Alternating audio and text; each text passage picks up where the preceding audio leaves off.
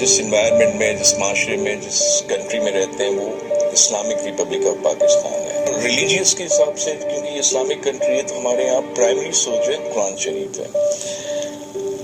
इस्लाम में वाइफ के साथ रेप का कॉन्सेप्ट नहीं है कहीं भी।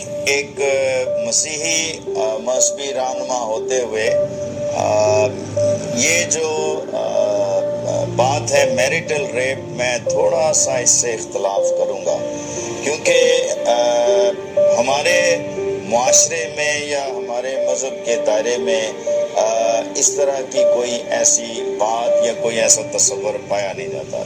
ये दोनों अल्फाज आपस में एक दूसरे से मुख्तलिफ हैं, बरक्स हैं। मैरिटल रेप क्या होता है, इसका हमारे माशरे में कोई ऐसा तस्वर नहीं है। जब तक as long as marital ties are intact, तो ये रेप का केस हस्बैंड के खिलाफ नहीं बनता। हाँ, डोमेस्टिक वायलेंस में जरूर आएगा, लेकिन डोमेस्टिक वायलेंस में भी अगर वो कंप्लेन में रेप का जिक्र करती हैं, तो वो कंप्लेन उधर ही उसी जगह पर रिजेक्ट हो जाएगी। क्यों कि जब तक मैरिटल टाइज इंटैक्ट है, तब तक आप एक दूसरे के ऊपर रेप का केस नहीं बना सकते। सेक्शन 375 डील करता है रेप को। 376 में फर्दर अगर आप चले जाएं, देखिए सिर्फ रेप नहीं है, कोहैबिशन है। कोहैबिशन की अपनी एक डेफिनेशन है, ठीक है, रेप की अपनी डेफिनेशन है।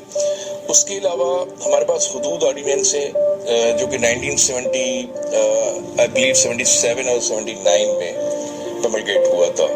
उसके बाद विमेन प्रोटेक्शन एक्ट में वही चीजें जो क्रिमिनल प्रोसीजर कोड में है, वही लॉज को थोड़ा सा अमेंड करके, रिप्रोड्यूस करके उनको पेश किया गया है। जहां तक सजा का ताल्लुक है, केस चलाने का प्रोसीजर का ताल्लुक है, किसी उस रेप को प्रूव करने का ताल्लुक है, तो उसके भी कुछ इंग्रेडिएंट्स हैं। और व्हाट आर दोज इंग्रेडिएंट्स कि वहाँ शवाहिद चाहिए, एविडेंस चाहिए, शाहिदियाँ चाहिए।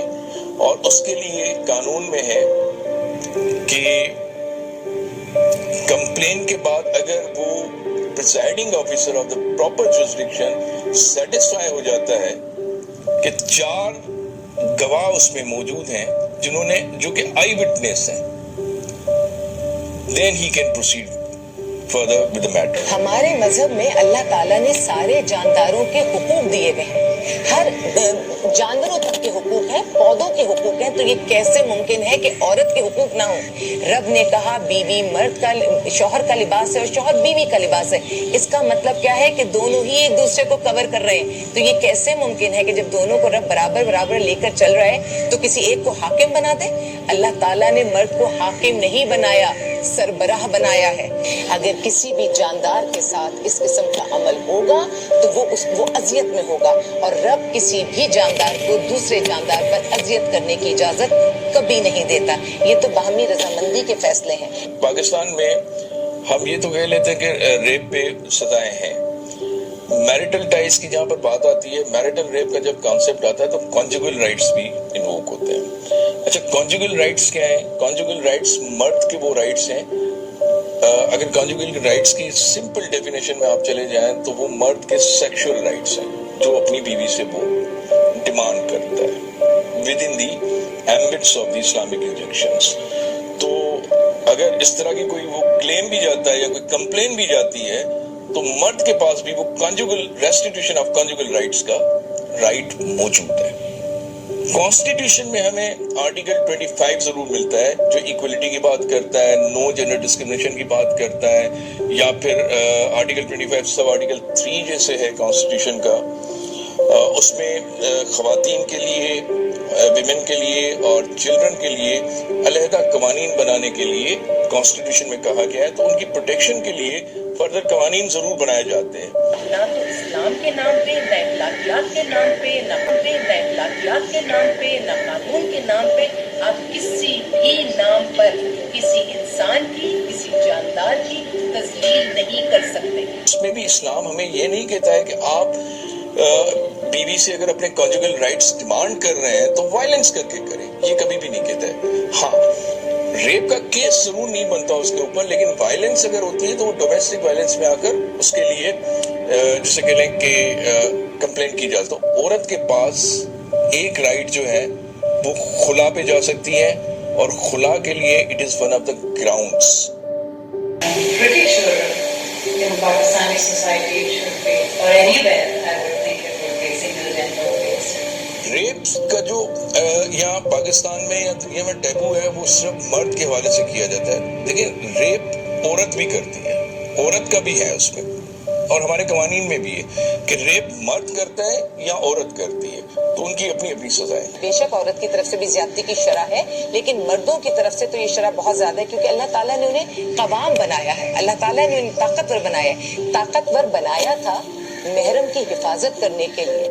عورت کو سب آرٹیکل 3 میں عورت اور بچوں کو فردر قوانین بنانے کے لیے بھی پرمیشن دی گئی ہے کہ ان کی سہولت کے لیے قوانین بننے چاہیے. یس آئی ڈو ایگری، میں آپ کی اس بات سے ایگری کرتا ہوں کہ ان کی پروٹیکشن کے لیے جتنے بھی قوانین بن سکتے ہیں وہ بننے چاہیے تاکہ ان کو سینس آف سیکیورٹی پرووائڈ کی جائے.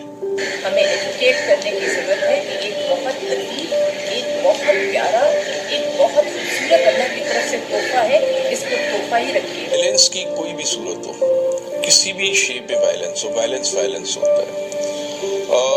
جہاں قرآن شریف کی روشنی میں، اسلامک انجنکشنز کی روشنی میں یہ تو کہا گیا ہے کہ اسپاؤسز کے درمیان میرٹل ریپس کا کوئی کانسیپٹ نہیں ہے، لیکن اس سے اگر کوئی وائلنس ہوتی ہے تو میں سمجھتا ہوں کہ اس کی سزا ضرور ہونی چاہیے، اس کی بندش ضرور ہونی چاہیے، اس کے لیے کوئی امپینڈمنٹس، کوئی ایسا لا بننا چاہیے کہ اس طرح سے نہیں ہونا چاہیے، کیونکہ وائلنس کسی بھی صورت میں ہو وائلنس ہوتا ہے. اس فیملیز بھی اپنے بچوں کو، بیٹا ہو یا بیٹی ہو، ان کو بتائیں کہ کیا چیز صحیح ہے، کیا چیز نہیں ہے صحیح، بات کریں، بیٹھیں. پیرنٹس ایک بہت وائٹل رول پلے کرتے ہیں اس کے اندر، ان کا ایک بہت وائٹل رول ہے.